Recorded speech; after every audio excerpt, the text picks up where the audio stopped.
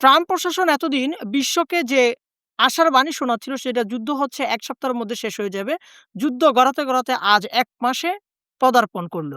এই মুহূর্তে ট্রাম্প এবং মার্কিন প্রেসিডেন্ট ট্রাম্প এবং ইসরায়েলিরা চাচ্ছে যে অবশ্যই, অবশ্যই ইরানে একটি স্থল অভিযান পরিচালনা করার জন্য এবং এই স্থল অভিযান পরিচালনার মূল লক্ষ্য হচ্ছে হরমুজ প্রণালী দখল করা।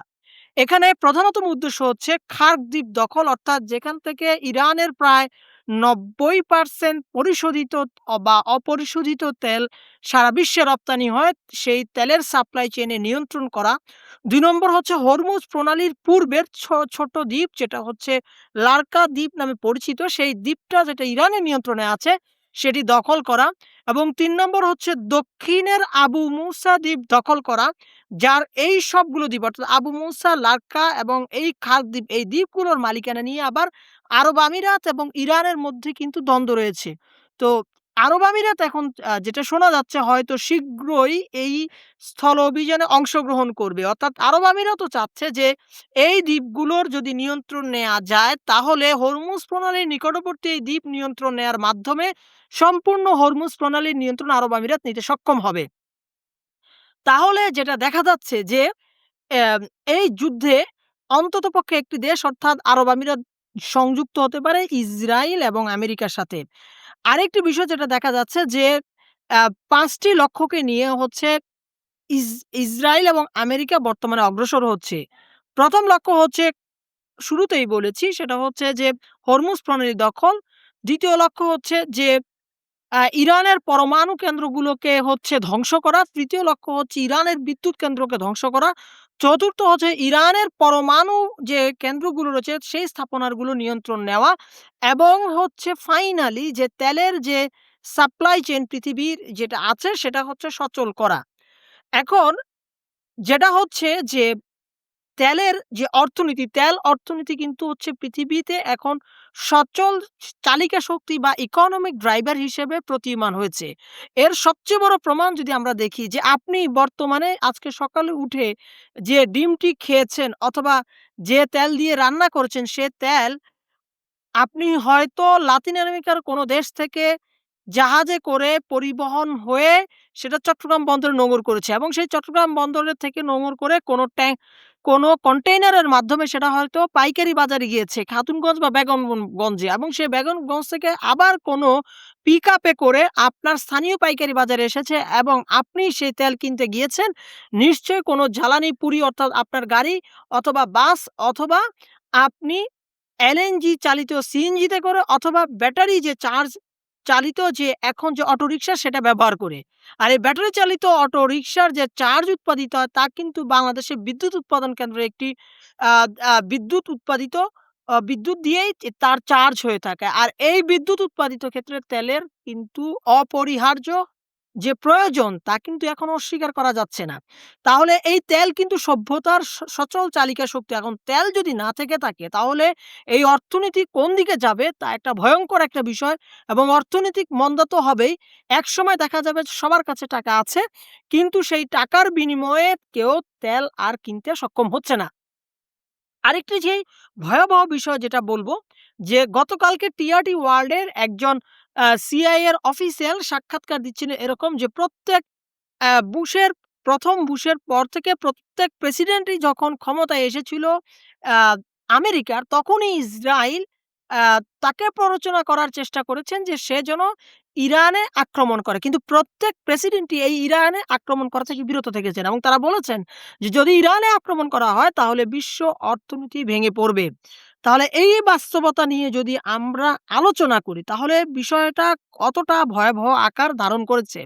তিনি উত্তরে বলেছেন যে ১ম সাংবাদিক প্রশ্ন করলেন, "তাহলে ট্রাম্প কেন এই সত্য জানার পরেও তিনি হচ্ছে ইসরাইলের প্ররোচনায় আবার ইরানে আক্রমণ করতে গেলেন?" এর উত্তরে সেই আ অফিসিয়াল বলেছেন যে, সম্ভবত ইসরাইল প্রেসিডেন্ট ট্রাম্পকে বলেছেন যদি তিনি আক্রমণ না করেন তাহলে ইসরাইল পরমাণু হামলা চালাতে পারে ইরানে এবং এ কারণে মার্কিন প্রেসিডেন্ট ট্রাম্প বাধ্য হয়ে তিনি ইরানে আক্রমণ চালিয়েছেন। কারণ মার্কিন প্রেসিডেন্ট ট্রাম্প ভালোভাবেই জানেন যে যদি তিনি ইরানে আক্রমণ না চালান এবং যদি ইসরাইল ইরানে পরমাণু হামলা চালায় তাহলে ৩য় বিশ্বযুদ্ধ শুরু হবে এবং সেই যুদ্ধে ব্যবহৃত অসম্ভাবী অস্ত্র হবে নিউক্লিয়ার ওয়েপন এবং এই যুদ্ধ এই পৃথিবীকে ধ্বংস করার জন্য যথেষ্ট হয়ে যাবে। এখন আমার যেটা মনে হচ্ছে যে আসলে ইসরাইল যে এতটা নিচে নামতে পারে তার একটা এক্সাম্পল বা উদাহরণ তারা হয়তো এই ট্রাম্পের এপিস্টোন যে ফাইল করার এই ফাইলগুলো ওপেন করার মাধ্যমে তাকে দেখিয়ে যে আসলে যে ইসরাইল তার প্রয়োজনে কোথায় নামতে পারে। এই প্রেক্ষিতে হয়তো ট্রাম্প বাধ্য হয়েছেন যে ইরানে আক্রমণ করার জন্য। এখন ট্রাম্প যে তার আ সহযোগী বিভিন্ন রাষ্ট্র যারা হচ্ছে তেল রিজার্ভে রাখতো ১ থেকে ২ মাসের জন্য জরুরি প্রয়োজন মেটাতে তাদের কিন্তু ট্রাম্প গত কয়েক সপ্তাহ যাবৎ এই আশ্বাস দিয়ে রেখেছিলেন যে, "তোমরা তোমাদের রিজার্ভের তেলগুলো ছেড়ে দাও। এই ৩ সপ্তাহ, এই ১ সপ্তাহ, এই ২ সপ্তাহের মধ্যে হচ্ছে আমি এই যুদ্ধটা শেষ করে দিব। তখন তেলের সরবরাহ ঠিক হয়ে যাবে। তখন তোমরা স্বাভাবিকভাবে এই তেলের যে বেচাকেনা সেটা স্বাভাবিক হয়ে যাবে।" কিন্তু এখন কোন পরিস্থিতি আসলে দেখা যাচ্ছে? পুরো এশিয়া এখন সম্পূর্ণ তেল শূন্য হয়ে দাঁড়িয়েছে এবং পুরো এশিয়ার তেলের একটা বৃহৎ অংশ কিন্তু এই হরমুজ প্রণালী দিয়ে আসে। এই এখন মিডিয়াগুলো বলতে লজ্জা পাচ্ছে যে এটা আসলে ইরান, ইসরায়েল এবং আমেরিকার যুদ্ধ। বর্তমানে তারা বলছে যে পশ্চিম এশিয়ার যুদ্ধ। এখন দেখুন যে আপনি যদি তাইওয়ানের কথা চিন্তা করেন, তাইওয়ানের ইলেকট্রনিক চিপ ছাড়া কিন্তু পৃথিবীতে এখন এই সভ্যতা যে এআই, আর্টিফিশিয়াল ইন্টেলিজেন্স এরপর হচ্ছে মিসাইল সিস্টেম, ইলেকট্রনিক চিপস ছাড়া কিন্তু কোনো এই সেমিকন্ডাক্টর ছাড়া কিন্তু কোনো কিছুই ঠিক হচ্ছে না। এখন যেটা জানা যাচ্ছে যে তাইওয়ান তার উৎপাদন ব্যবস্থা পরিচালনা করতে পারবে না। তাদের যে তেলের যে রিজার্ভ রয়েছে আগামী ১ সপ্তাহ পর তাদের কি অবস্থা হবে তারা সেটা জানে না। এখান দিয়ে যেটা দেখা যাচ্ছে যে এই যে আমাদের পার্শ্ববর্তী রাষ্ট্রের প্রেসিডেন্ট মোদি তিনি যদিও একটা কথা বলেছেন যে বর্তমান ভয়াবহ পরিস্থিতি তিনি করোনা ভাইরাসের চেয়েও আ আ ভয়াবহ করে উল্লেখ করেছেন। আসলে যদিও তার এভাবে কথা বলাটা উচিত হয়নি কিন্তু তিনি যেটা বলেছেন সেটা কিন্তু আসলে বাস্তবই বলেছেন। কারণ এই যে তেলের সাপ্লাই চেইন ঠিক না থাকার কারণে সম্পূর্ণ উৎপাদন ব্যবস্থা কিন্তু ভেঙে পড়েছে। মানুষের যে জীবন অচলাবস্থা তা কিন্তু ভয়াবহ আকার দেখা দিয়েছে বিভিন্ন দেশে এবং মানুষ সিরিয়াল ধরে একটা ইন্ডিয়ার মতো দেশে মানুষ তেল কিনতে বাধ্য হচ্ছে। বাংলাদেশের অবস্থাও যে খুব ভালো তা কিন্তু অনেক ক্ষেত্রেই বলা যায় না। অন্যদিকে আপনি দেখেন যে কি অবস্থা যে মা ফ্রা আম ফ্রান্সের প্রেসিডেন্ট যেটা বলেছেন যে, "আমরা ইরাক যুদ্ধের সময় কিন্তু এত ভয়াবহ পরিস্থিতিতে পড়িনি।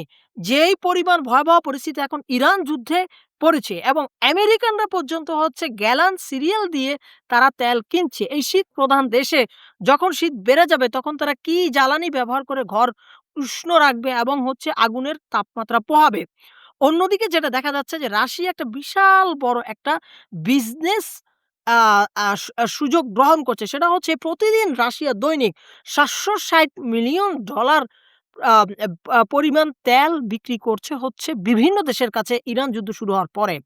এবং শুধু তাই নয় তারা এই পর্যন্ত গত মাসে তারা $১২ বিলিয়ন হ আ পরি সমপর্যায়ের তেল বিক্রি করেছে এবং বর্তমানে বলা হচ্ছে যে তারা $২৪ বিলিয়ন আগামী মাসে যদি এই যুদ্ধ বলবৎ থাকে তাহলে তারা সেটা আয় করবে।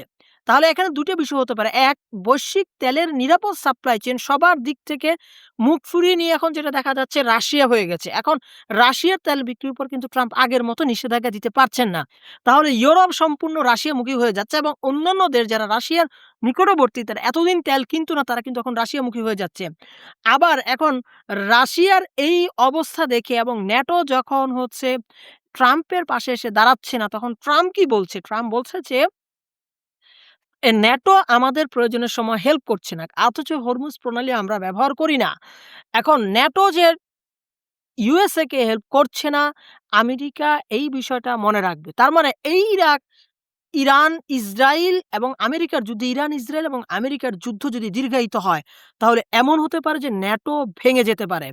এবং যেটা আ আ দেখা যাচ্ছে যে আ আমেরিকা এই যুদ্ধের যে ব্যয়ভার সেটা সামলাতে হচ্ছে প্যাট্রিয়ট এবং থার্ড যে মিসাইল সিস্টেমগুলো যেগুলো উত্তর কোরিয়া এবং ইউক্রেনে এবং ন্যাটোর বিভিন্ন জায়গায় মোতায়েন ছিল সেগুলো কিন্তু নিয়ে আসার উদ্যোগ গ্রহণ করেছে। এর মধ্য থেকে দক্ষিণ কোরিয়া এবং হচ্ছে ইউক্রেনের গুলো নিয়ে আসা হয়েছে।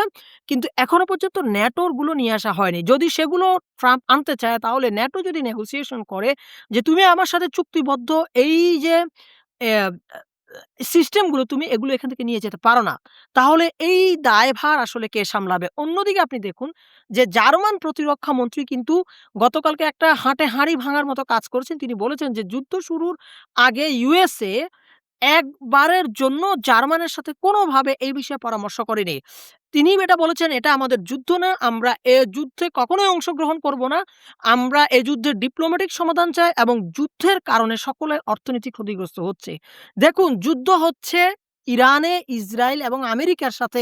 এই যুদ্ধে Indonesia, Malaysia, Kuala Lumpur, Bharat, Pakistan সবাই কিন্তু পুড়ছে।